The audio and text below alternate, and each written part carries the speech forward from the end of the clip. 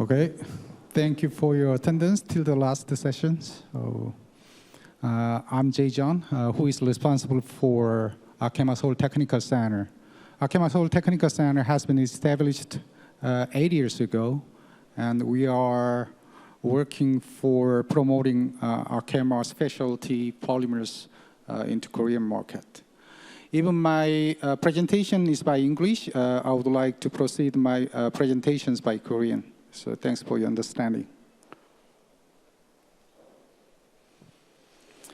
아케마에 대해서 소개를 잠깐 드리고 오늘 주제에 대해서 자세하게 말씀드리겠습니다. 아케마라는 이름이 조금 생소한 분도 계실 텐데, 아케마는 예전에 토탈그룹, 프랑스 토탈그룹의 스페셜티 케미칼이 스핀오프 돼서 빠져나온 그룹이고요. 2006년도에 만들어졌습니다. 그래서 아케마는 보험용 케미칼은 사업 영역에 두지 않고요. 스페셜티 케미칼 쪽만 사업 영역에 두고 계속 발전하는 방향으로 가고 있습니다. 그래서 오늘 복합재료 관련해서 말씀드릴 거는 저희 이제 아케마에서 생산되는 그런 제품들이 조금 더 경량화되고 사용하기 편하고 서스테이너블, 그러니까 지속 가능성이 높은 제품들을 사업 영역에 두고 진행한다는 말씀을 먼저 드리겠습니다. 아케마의 사업 영역은 크게 3개의 영역으로 나눠져 있는데요. 하나는 코팅, 전통적인 그런 코팅 솔루션이고요. 이 코팅 솔루션은 UV 경화용까지 포함해서 하는 그런 코팅 솔루션 쪽과 어드밴스드 매터리얼이라고 있는데, 어드밴스드 매터리얼은 저희가 아케마에서 주로 취급하는 게 불소수지 PVDF, 그 다음에 롱체인 폴리아마이드, 그러니까 캐스터 오일로부터 시작한 롱체인 폴리아마이드와 그 다음에 PKK, 그러니까 슈퍼 엔지니어링 플라스틱 쪽이죠. 그런 PKK를 포함한 그런 어드밴스드 매터리얼 쪽에 사업군이 있습니다. 그리고 마지막 사업 분야는 접착제 분야인데요. 저희 접착제 분야 쪽은 보스틱이라는 회사 혹시 들어보셨을 겁니다. 접착제 분야가 아케마의 3대 사업군 중에 하나로 포함되어 있습니다. 아케마의 세일즈로 보면은 2002년도 세일즈 기준으로 봤을 때 한 115억 유로 정도 되고요. 하나로는 한 16조 원 정도 될 것 같습니다, 매출이. 그 중에 91%가 아까 말씀드렸던 그런 3개 사업군이고요. 나머지 한 10% 정도가 중간체. 여기서 중간체라고 하는 거는 유기과산화물이나 오거닉 페록사이드나 설퍼 케미컬 이쪽의 사업 분야가 있어서 그쪽에서 발생되는 매출이 한 10% 정도 됩니다. 그리고 시장으로 보면은 케미칼 인더스트리 쪽에 가장 큰 분야를 포함해서 건축, 그 다음에 소비재, 그 다음에 전자 이런 쪽까지 다 포함하는 다양한 그런 시장을 가지고 있습니다. 그리고 이제 그 대륙별로 보면은 저희가 크게 유럽, 북미, 그 다음에 아시아 쪽과 나머지, 이제 나머지라고 하면은 이런 아프리카 쪽이 되겠죠. 저희 전략으로는 이 3개 대륙의 매출을 3분의 1 정도로 균형 있게 맞춘다라는 그런 목표를 가지고 있습니다. 지금 보면은 아시아 쪽이 32%로 그나마 제일 좀 낮은데, 아마 내년도의 세일즈는 아시아 쪽이 한 35%까지 가지 않을까 그렇게 생각이 됩니다. 매체들을 통해서 혹시 들으셨는지 모르겠지만 아케마에서 최근에 한국에 가장 큰 투자를 했습니다. 그러니까 PI 첨단 소재, PI 어드밴스드 매터리얼이라고 하는 회사를 저희가 1조에 주고 인수하는 계약에 사인을 했고요. 올 연말까지 그 계약이 완료될 예정입니다. 그러니까 PI 첨단 소재는 폴리이미드 필름 쪽을 주로 생산하는 회사고요. 아케마가 이 회사에 큰 돈을 투자한 이유는 이 회사의 그런 포트폴리오를 유럽과 북미 쪽에 전파해서 세일즈를 넓혀 나가기 위한 그런 측면으로 인수를 했습니다. 그리고 이제 그 플라스틱 쪽에서 보면은 뭐 다양한 제품들이 있는데 플라스틱 쪽에서 보면은 크게 대표적인 제품군이고요. 페박스라고 하는 거는 폴리이터 블락 아마이드라고 그래서 이 탄성, 그래서 일레스토머가 가지는 특성이 필요한 분야에서 사용되는 그런 제품이고요.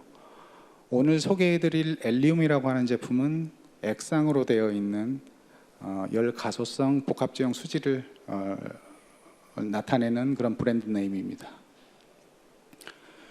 릴산이라고 하는 브랜드는 아까도 잠깐 말씀드렸지만 롱체인 폴리아마이드, 그래서 캐스터 오일, 피마자유부터 시작해서 만들어진 100% 바이오 베이스의 그런 폴리아마이드입니다.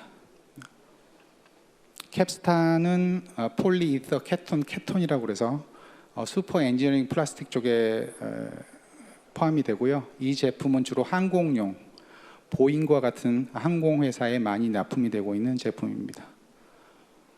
보스틱은 다양한 종류의 접착제를 하고 있고요. 그다음에 이제 카이나라고 하는 거는 불소수지 베이스의 그런 제품입니다. 그러니까 PVDF 쪽은 최근에 가장 많이 사용되고 있는 게 배터리 쪽에 보면은 캐소드 바인더, 그러니까 양극 바인더 쪽에 많이 사용되고 있는 그런 제품이 되겠습니다. 아케마 전체적으로 보면은 연구원이 한 1,600명 정도 되고요. 저희 서울 테크니컬 센터를 포함해서 16개 R&D 센터가 있습니다. 그리고 해마다 세일즈의 2.3%가 R&D 쪽에 다시 재투자가 되고 있고요. 연간 200개 이상의 그런 특허를 출원하고 파일링하고 있습니다. 이제 그 아케마 매출의 15%는 최근 5년 이내에 개발된 제품의 매출이 한 15% 정도 되고요. 이거는 아케마가 항상 그 새로운 제품, 그런 다양한 이런 그 혁신적인 제품을 계속 개발해 나가는 그런 지표로서 보시면 될 것 같습니다. 그리고 이제 R&D의 그런 그 연구 쪽에서 보면은 저희가 5개 분야에 집중을 하고 있는데, 하나는 뉴 에너지 쪽은 풍력, 태양광 이런 쪽에 뉴 에너지 쪽에 저희가 R&D 역량을 집중하고 있고요. 그다음에 바이오 소스, 그러니까 내추럴 리소스 매니지먼트라고 해서 주로 해당이 되는 제품이 아까 말씀드렸던 그런 폴리아마이드 11. 최근에 그 폴리아마이드 11 공장이 싱가포르에 저희가 올해 준공을 다 마쳐서 현재 시험 가동 중에 있습니다. 그래서 저희가 이 바이오 베이스 제품의 캐파를 2배 이상 증설을 했고요. 그다음에 이제 그 건축용 쪽에 보면은 에너지 효율을 높이기 위해서 단열 제품 이런 쪽에 개발들을 강화하고 있습니다. 오늘 말씀드릴 그 엘륨 쪽은 경량화, 그러니까 복합 재료의 경량화 이런 쪽에서 하나의 분야로 R&D에서 관리하는 부분 중에 하나입니다. 아케마가 이런 그 지속 경영을 위해서 여러 가지 그런 활동들을 하고 있는데요. 하나는 UN의 그런 Sustainable Development Goal 이쪽에서 그 관련된 사항들을 저희가 기업의 전략의 베이스로 두고 많은 활동들을 하고 있고요. 그다음에 이제 서스테이너빌리티나 또는 리사이클 측면에서 보면은 크게 뭐 저희 3가지를 적어놨는데 저 위에도 많은 활동들을 하고 있습니다. 그러니까 보추 사이클이라고 하는 거는 제품 생산 중에 그 다음에 다 사용 기한이 끝난 그런 폐플라스틱 제품을 저희 제품으로 만든 거죠. 그런 것들을 저희가 다 수거해서 저희가 저희 버진 플라스틱하고 혼합하거나 해서 새로운 그런 리사이클 제품을 만드는 그런 프로그램이고요. 제브라 프로젝트라고 해서 이 100% 리사이클 가능한 그 풍력 블레이드 이거를 만드는 그런 협력체를 만들어서 지금 유럽에서 활동을 하고 있습니다. 그리고 이제 프라가티라고 해서, 프라가티가 저게 힌두어인데요. 그러니까 영어로 하면은 아마 프로그레스 정도 될 것 같습니다. 그래서 세계의 캐스터 오일의 거의 80% 넘는 물량이 인도에서 생산이 돼요. 그래서 인도의 그런 그 캐스터 빈 생산하는 그런 조합들에 대해서 종자를 보관하고 그다음에 효율적인 물 관리를 하고 생산량을 늘리는 그런 프로젝트를 다른 회사들과 같이 협력해서 지원을 하고 있습니다. 그래서 이제 이러한 것들이 여러 가지 평가 기관이나 그런 사회 기관에 의해서 아케마가 평가를 받고 있는 그런 사항이 되겠습니다. 그럼 지금부터 오늘 복합재료와 관련된 그런 직접적인 주제로 들어가겠습니다. 엘리무이라고 하는 것은 브랜드 이름이고요. 굳이 이제 한글로 표현하자면은 액상, 열 가소성, 수지입니다. 여기서 이제 크게 중요한 게 액상이고 열 가소성이라는 건데요. 이 제품이 설계될 때 기본적으로는 리사이클을 목적으로 제품이 개발됐다고 보시면 됩니다.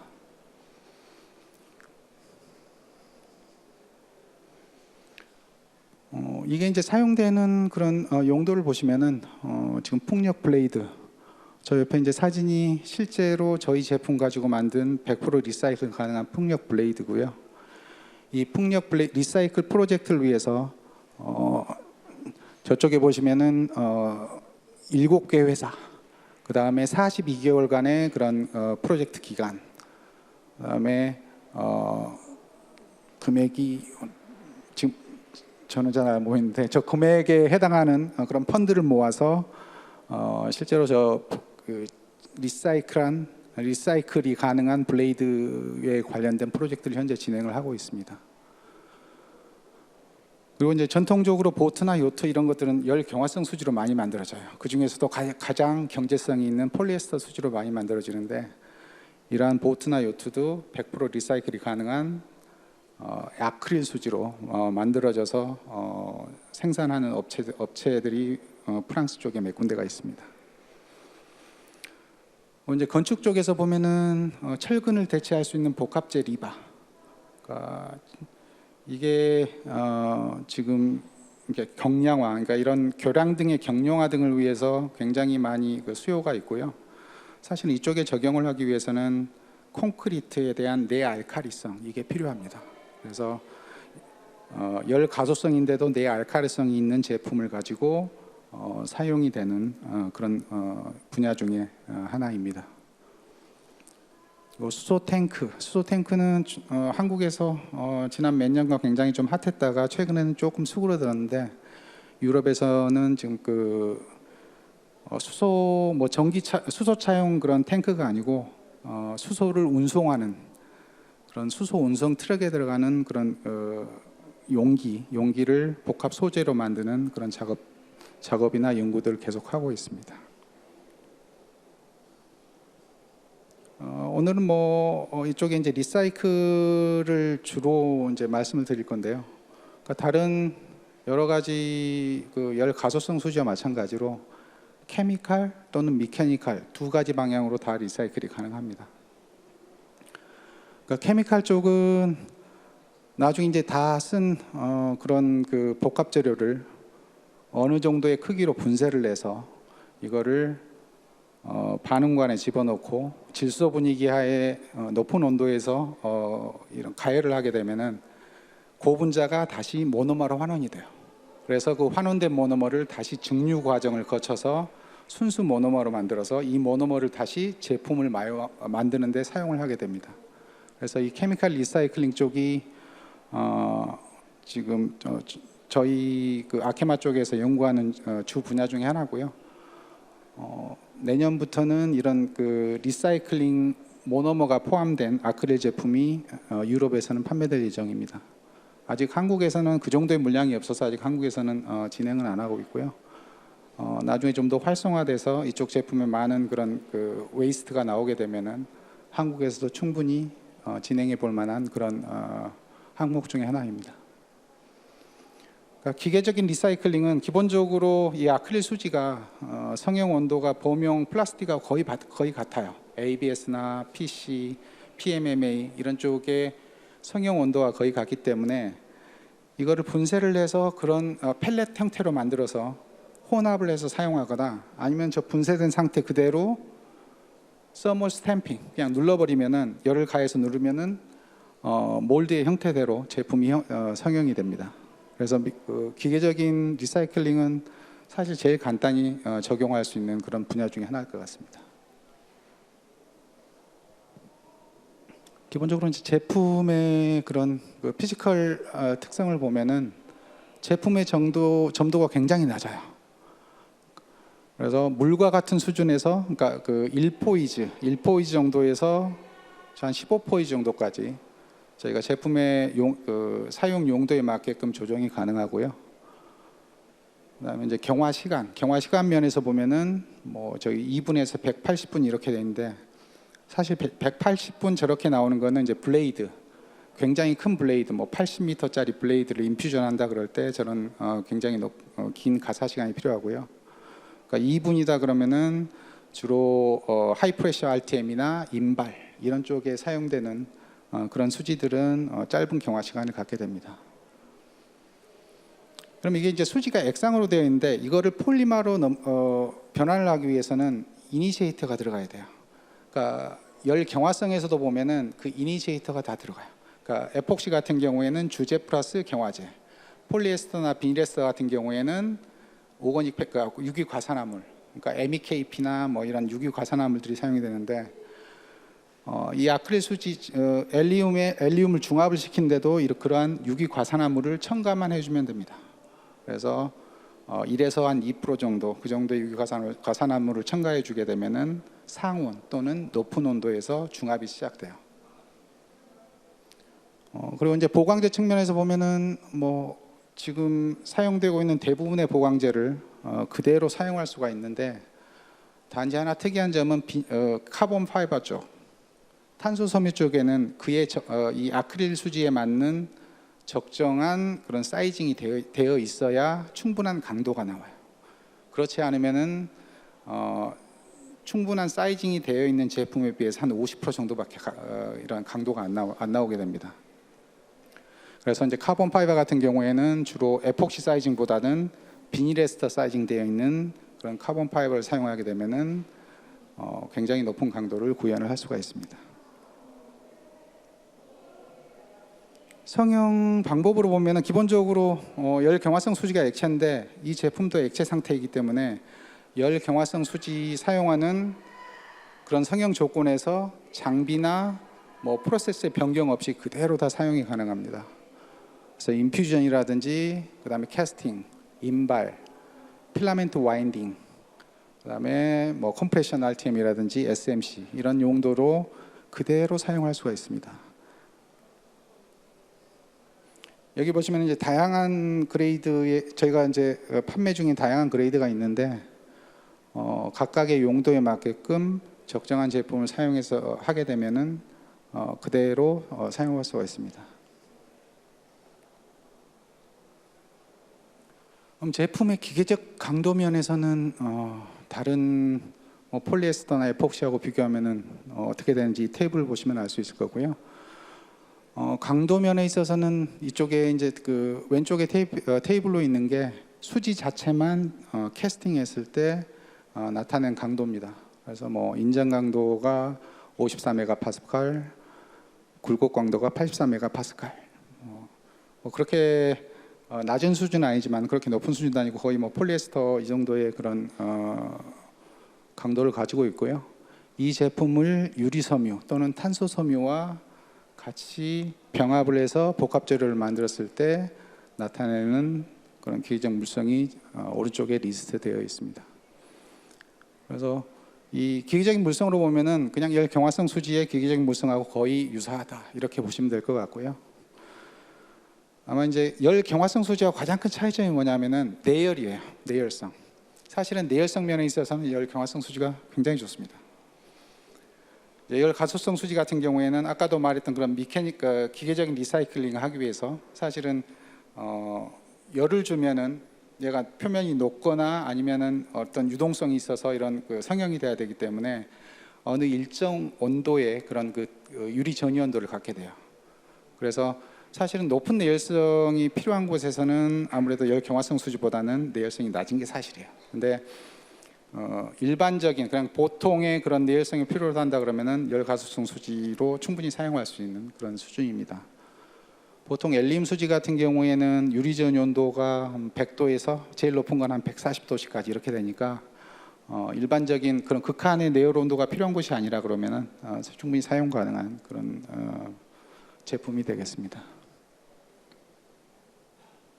그래서 제품 사용 조건을 보면은 그냥 상온에서 20도씨에서 사용할 수도 있고 상온에서 그냥 후경화 없이 그냥 놔둬도 자연적으로 이렇게 어느 정도의 물성이 되는데 조금 빨리 더 물성을 조금 더 높이고 싶다 그러면은 뭐 80도에서 한 2시간 정도 이 정도면 80도시면 그렇게 높은 수준의 온도는 아닐 거예요. 왜냐하면 이제 에폭시 같은 경우에는 후경화 조건 같은 경우는 120도에서 150도 사이에서 뭐 6시간 뭐 이렇게 후경화 시키면은 뭐 가장 좋은 물성이 나온다고 얘기하는데 아크릴 수지 같은 경우에는 한 80도씨에서 한 2시간 정도 후경화 시켜주면 된다. 그리고 뭐 이영제나 이런 다른 여러 가지 이런 것들은 기존에 열 경화성 수지 사용하는 그런 쪽의 제품들을 사용하면 되고요. 나머지는 뭐 다 일반적인 사항들입니다. 그래서 이제 엘리움 수지 가지고 저희가 했던 다양한 그런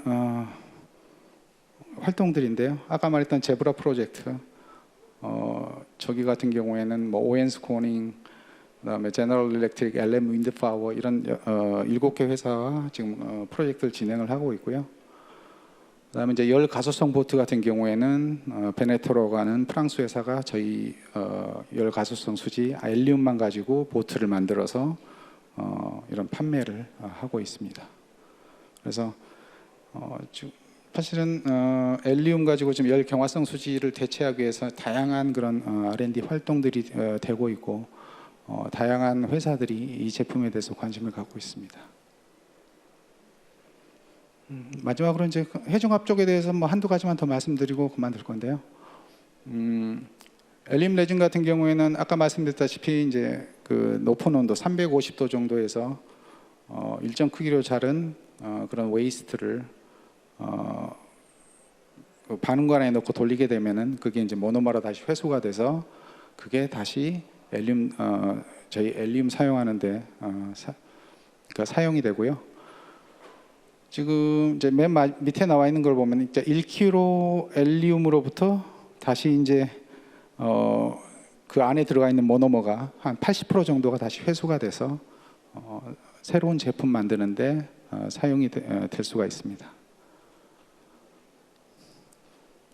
이제 기계적인 리사이클링 같은 경우에는 뭐 일정 크기로 분쇄를 내서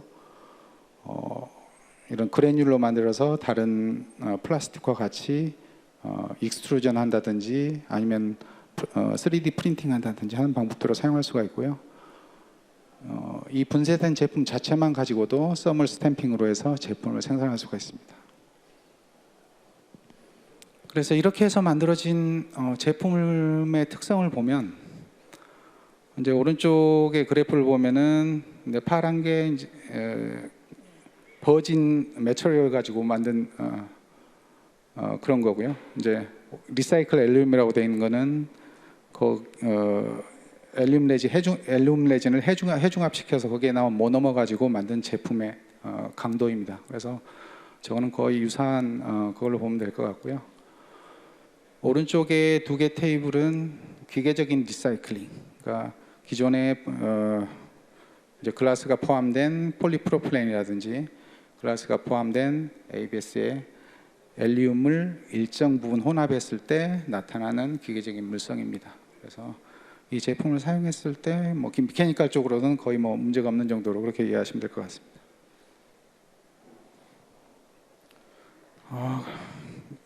제가 뭐 많은 내용을 조금 짧게 소개시키라고 제가 좀 말을 좀 빨리 했고요. 혹시 질문 사항이 있으시면 질문해 주시면 답변하겠습니다. Yeah, it's time for Q&A. Yes, please.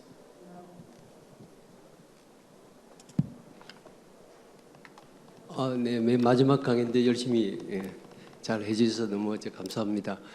그 점도가 너무 낮는 서모플라스틱 레진인데 서모플라스틱이면서도 점도를 낮게 하니까 필라멘트 와인딩이나 성형을 할 때 프로세싱 상에서 뭐 에어바블이라든지 뭐 그런 그 성형에서의 그런 프로블럼이 생길 수 있는 그런 가능성은 없을까요? 아니면 안에 그 점도를 억지로 낮추면서 그 어떤 솔벤트나 다른 임퓨리티를 넣었을 때 그게 휘발되면서 성형을 할 때 생기는 그런 그 물론 최적 조건을 나름대로 잡으면 되겠습니다만은 서머 플라스틱과 서머 세팅 성격을 두 가지를 좋은 점을 다 하려고 하다 보니까 또 트레이드 오버해서 한 성질은 떨어지고 이렇게 되는데 지금 좋은 점만 이야기하시는데 그 나름대로의 또 단점이 어떤 것이 있는지 그런 것도 좀 듣고 싶습니다. 점도는 이제 그러니까 원래 이 제품이 개발된 그 시점에 타겟 시장은 윈드밀 블레이드 시장이었어요. 그러니까 윈드밀 블레이드 시장 같은 경우에는 거의 95% 이상이 에폭시를 사용하고 있고 나머지 한 5%가 폴리우레탄이라든지 비닐에스터라든지 이런 제품들이 사용되고 있는데 좀 뭐 사실은 점도가 높은 제품 같은 경우에는 뭐 80m, 100m 되는 블레이드 한쪽에서 인퓨전 하려고 그러면은 굉장히 시간이 많이 걸리죠. 그래서 그런 인퓨전 시간을 단축시키기 위해서 점도를 좀 낮게 개발하자고 해서 이제 제품 개발 이제 그 스타팅 할 때 그렇게 진행이 됐고요. 그래서 특히나 블레이드용 쪽 제품은 점도가 1포이즈 정도 돼요. 그러니까 100cm 정도, 아주 낮은 정도니까 에폭시 인퓨전하는 것보다 훨씬 빠른 속도로 인퓨전이 되고요. 뭐 점도가 낮으면 아무래도 이제 그런 그 버블이라든지 이런 것들은 문제가 훨씬 더 작아질 수는 있겠죠. 근데 어쨌든 이제 그 이 아크릴 수지 안에도 여러 가지 에디티브가 들어가서 그런 그 버블이라든지 아니면은 다른 발열이라든지 이런 쪽의 그 특성들을 컨트롤하고 있고요. 엘리움 제품의 단점은 그렇습니다. 사실 그러니까 모노머가 휘발성이 커요. 휘발성이 커서 이제 오픈 라미네이션 할 때 약간 문제제가 발생될 수 있어요. 그러니까 핸드레이어 반다든지 아니면 오픈 라미네이션 할 때 표면이 먼저 표면에 있는 모노머가 휘발이 되면서 표면에 막이 형성이 돼요. 그래서 그런 것들 때문에 약간 그러니까 시간을 오래 그러니까 오픈 몰드 프로세스 같은 경우에는 시간을 오래 작업하게 되면 약간 문제점이 발생될 수 있고요. 그 외에 뭐 그러니까 이 아까 말했던 그 제품을 중합을 게시를 시켜야 되는데 그때 게시로 들어가는 게 지금 범용으로는 BPO가 들어갑니다. 그러니까 BPO 페이스트 상태나 아니면 솔리드 되어 있는 상태인데 그거를 혼합하고 나서 이제 완전히 녹을 때까지 약간 시간이 걸리는 게 사실이에요. 그래서 그런 BPO 말고 이제 액상으로 되어 있는 메틸에틸 케톤 페록사이드 MEKP를 사용할 수 있는 그런 제품이 있습니다. 근데 그 제품 같은 경우에는 저장성 때문에 수지를 이제 두 종류로 나눠서 수지를 먼저 1대1로 섞고 그냥 MEKP를 1% 내지 2% 섞는 그런 시스템으로 되는데 그런 거 사용하는데 좀 번거로움이 조금 있기는 하지만은 이제 그런 것들이 단점이 될 수도 있고요. 그 다음에 이 아크릴 모노마 냄새가 기존의 이런 방향족 냄새하고는 좀 틀려요. 방향족 같은 경우에는 약간 달콤한 냄새도 나고 조금 그렇잖아요. 근데 이제 지방족이다 보니까 이런 약간 냄새 맡았을 때 안 맡아본 냄새, 그다음에 약간 또 좀 자극적인 그런 게 좀 있는 게 사실입니다.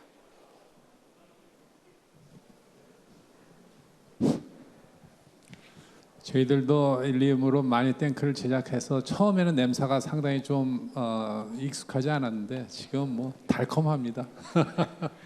요즘 이제 최근에 그 폴리에스터 쪽 보면은 그 SM 함량에 대한 규제가 있습니다. 그러니까 SM 같은 경우에 지금 유독물로 처리가 돼 있어서 SM 함량 규제가 되어 있는데 엘륨에 들어가는 아크릴은 그런 유독물이 포함되지 않고요.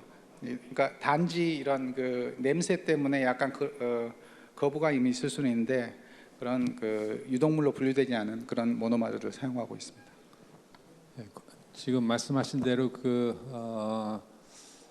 브레이딩 같은 거는 이제 인퓨전이기 때문에 휘발에 대해서 많은 걱정이 안 되는데 사실 오픈 몰드 그러니까 필라멘트 와인딩 경우 저희 경험적으로는 한 20%까지도 이렇게 휘발이 일어날 수 있습니다. 그래서 그 점은 좀 참고를 해야 될 것 같아요. 오케이, so 이거는 그 질문이라기보다도 알케마는 세계적으로 굉장히 그 큰 레진 서플라이어, 그 매트릭스 쪽에 컴포지트 어플리케이션 쪽에 중요한 레진 서플라이어로서 저희가 협회가 출발할 때 보드 멤버로서 그 이사진에 들어왔었거든요.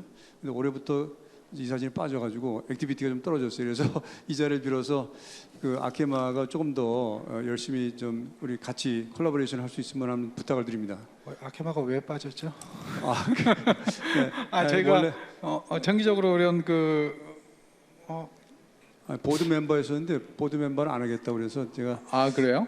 그거는 좀 아마 담당자가 좀 착오가 있는 것 같은데 제가 좀 그거 부탁을 관련 드리겠습니다. 제가 그 관련 작업을 하고 있는데 네. 제가 그런 얘기를 들은 적이 없어서. 부탁드립니다. 오케이, well, again 대단히 감사합니다. 발표 잘 들었습니다. 예, thank you so much.